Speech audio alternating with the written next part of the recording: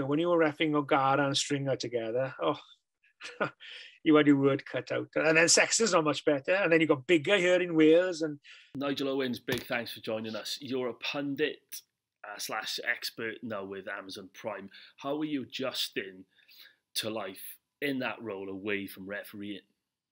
Surprisingly, quite easily, really. I'm not sure if that means the quality of my punditry, but actually adjusting to it, and I suppose not missing the refereeing, really, to be honest, which I'm very, very surprised about. But I've done little bits, over the years as far as sort of punditry and stuff goes, and obviously worked on the Lions in the summer as well. So, I've done a little bit of it for quite a few years, really, but it's now really you're able to sit there now and not referee anymore and say what you want in one sense. So, but no, I hope what I bring to it really is not to sort of, to criticize referee and look for faults, but to defend the referees when everybody thinks they're wrong and they're actually right. But also as well, if there are decisions that they get wrong, and I'm not going to defend the indefendable, but try and explain, why the decision was given and why. It maybe was a wrong decision, but look, this is what the referee would have seen and dealt with, and this is why he's come to this decision, really. So, no, I'm enjoying it, really. I really am. I'm guessing the high point of your career is obviously refereeing a Rugby World Cup final, but do you have any particularly good memories from your career that stick out that people might not know about? It's very difficult, from your first European Cup final back in 2008, Munster against Toulouse in Millennium Stadium back then, obviously Principality now, to your World Cup final, to your first Six Nations game, South Africa, New Zealand in 2013, which many people say is the best game of rugby they've ever seen. So there's so many moments that stand out in that sort of career.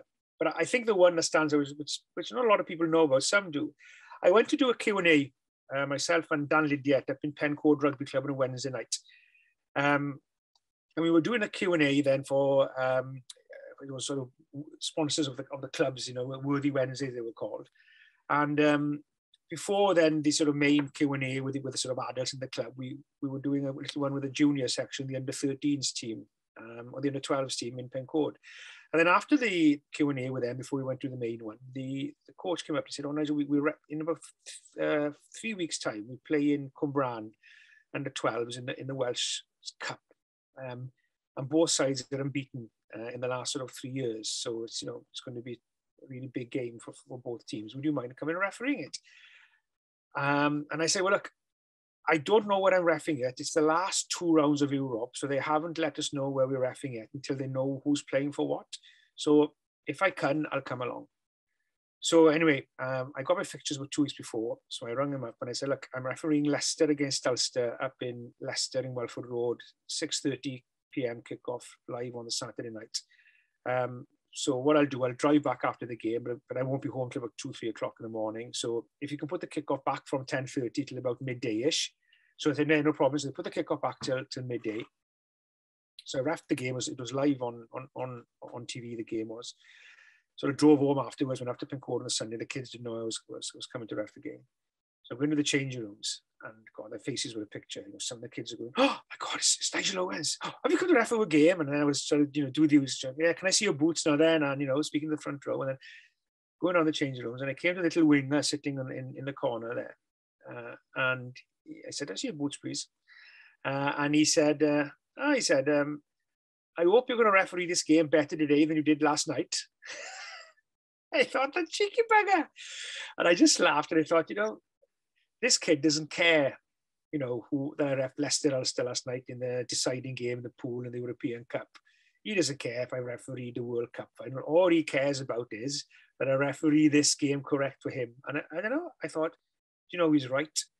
And to me, that was something special, what the game means, particularly to the grassroots and the community side of the game, which to me, I think is so important, to the future growth and the future of the game. So that to me stands out as that special little moment. This might be a bit of a controversial one, but who would you say were the best and worst players to referee?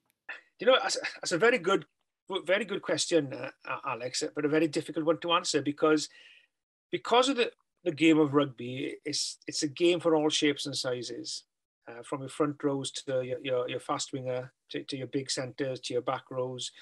to your smallest man on the field, which is usually in the number 9 position, which has the most to say usually as well. It's very difficult. Who do you pick out as, do you pick out Adam Jones or Gethin Jenkins, from a Welsh perspective? Compare them to maybe a Dan Carter at 10 or a Driscoll at 12 or a McCaw at 7, or Warburton or Pocock or, it's very difficult. But people who think I was saying this now because they're going to be standing next door to me on Saturday. But to me, one of the best players for me was Shane Williams. Not because he was Welsh, because just his, he was a small guy, but his skill, and when he got the ball, just when you were reffing the game, you felt anticipation of the crowd, and you felt it yourself. You just, what's going to happen next? And then Brian Abana was another one. Then, his speed of just lining somebody up, and then just watching them just put the gas on and just go around them like they would there, to the skills of Carl Heyman in the front row, or Bacchus Botha, then brutal in the second row, your Shark Burgers, to your McCaws, your Carters, But if I had to pick out, to me, you look at the likes of Alan Wynne, McCaw, Carter, or Driscoll, Paul O'Connell, Shane Williams. You can go through so many players. So many of them stand out for various different reasons. But always, if you're telling me you have to pick one, then to me it would be Shane. His skill on the field was just unbelievable. Tell me if I'm being a bit cheeky here, but could you tell us who the worst players to referee were? They've all been pretty good, to be honest with you. But you tended to find that you're when you were reffing O'Gara and Stringer together, you had your word cut out. And then Sexton's not much better. And then you got Bigger here in Wales, and you got Joe Marler then in England, who was always trying to be funny on the field, in a nice way, and you try to tell him something serious, and you just look at you and sort of wink at you. And I don't think there's any player that's been, worse to referee, but there is no doubt that the scrum halves are usually the most difficult. Scrum half or outside half are the chirpiest usually. But probably the only scrum half who's not chirpy is Dupont from France, because he's just a lovely, quiet guy. Just gets on, brilliant player, just gets on with the game. Now, what he's like as a captain, I don't know. But he broke the mold of scrum half, I think, as coming to chirping away. So, yeah, they would be the players. And then the most difficult player to actually referee, not because of personality-wise, would be your open side usually, because they're so, particularly your Carters, back to the likes of Neil Back, who I caught at the end of his career, and Ellis Jenkins now, and War.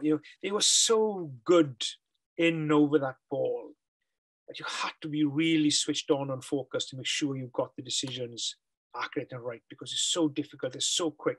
So far as difficulty of actually refereeing the player, not the personality, then your back rows were always, I think, the most difficult, because they were in the middle of everything, which is their job. If you could change any existing laws of the game, what would they be? And if you could bring in your own rules in some part, what would they be? Yeah, I don't know well, I'll tell you the one which I would like to bring in. The one I would amend is, although I like this new goal line kickoff, I'm not quite sure if it's fair on the defending side when a team kicks the ball over the goal line and they make it dead, and they've got to drop out from their own goal line, and then the opposition catch the ball maybe around the 10-meter line and then drop a goal then from it.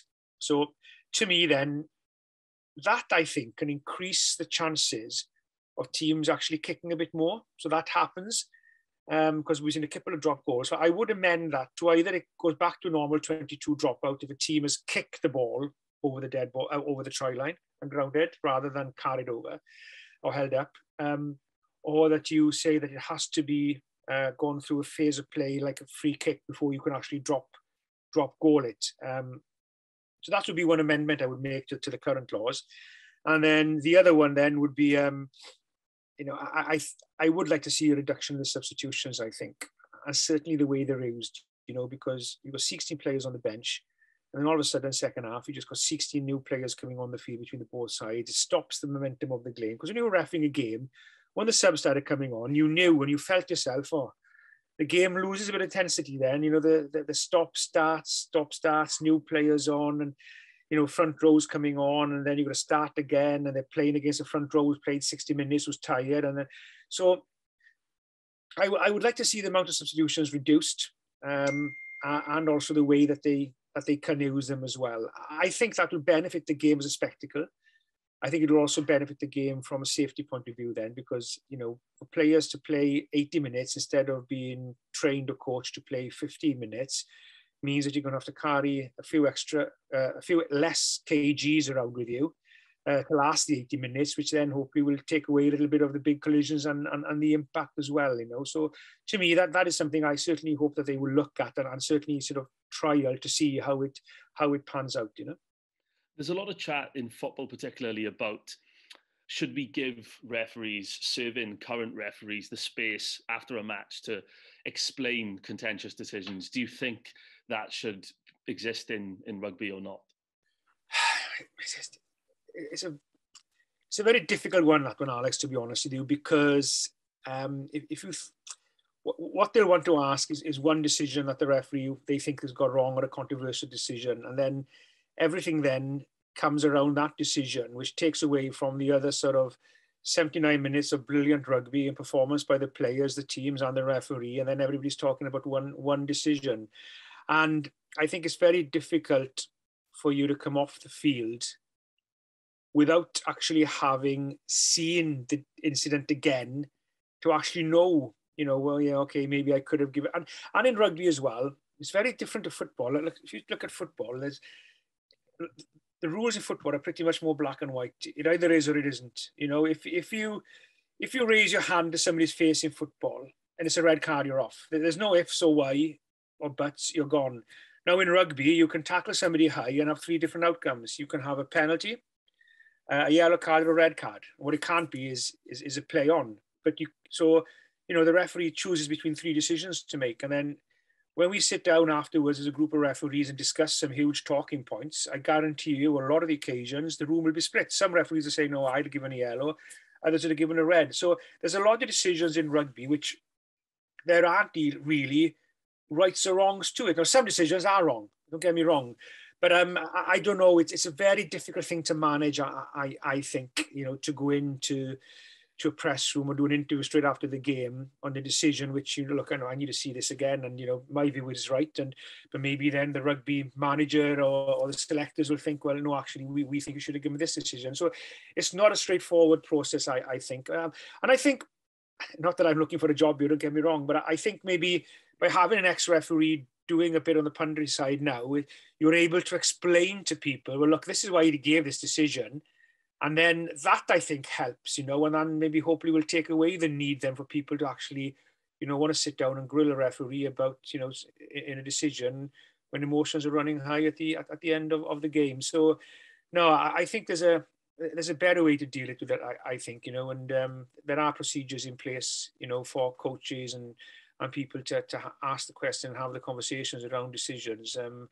I think it's going to be very difficult to manage, I think, and get a right balance by letting the referee be available to a post-match interview, you know, directly after the game around a specific decision, which he may say, look, you know, that's the decision I gave, and until I see any other footage, you know, I can't comment on it, you know.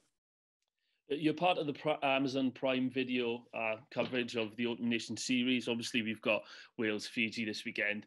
Do you think your appreciation for the game is greater when you aren't the man in the middle, when you're in that sort of punditry expert role? Do you enjoy watching the game of rugby more from that perspective? Well, look, because once a referee, you're always a referee. And obviously, you know, part of my punditry and what's great with Amazon Prime is it's not the case that you just talk about refereeing decisions. I'm there to talk about the game as well, which is good, because from refereeing for 34 years, not that I'm no expert on the coaching or tactics, but you do learn a lot about the games, the way the different teams play, successful team plays, difference between teams that win and lose because of the tactics that day. But you're always obviously watching the referee as well as an ex-referee, and obviously I'm still coaching a couple of referees here in Wales.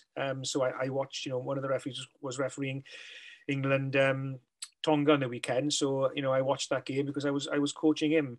And when you referee a game, the key thing about refereeing is your concentration and your focus for that 80 minutes. That's the key thing.